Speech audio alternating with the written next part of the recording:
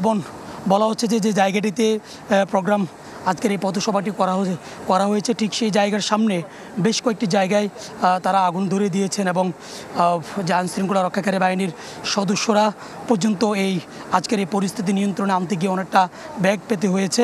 আমরা ঠিক এখন সেই জায়গাটিতে রয়েছি যেখান থেকেই মূলত এনসিপির আজকের এই পথসভাটি হয়েছে।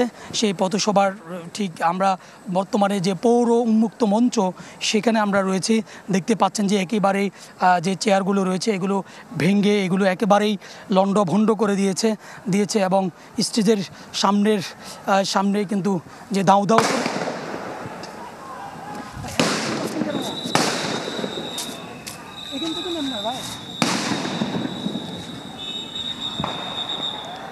সেখানে কিন্তু পুলিশ চলে গেলে ওদিক থেকে টান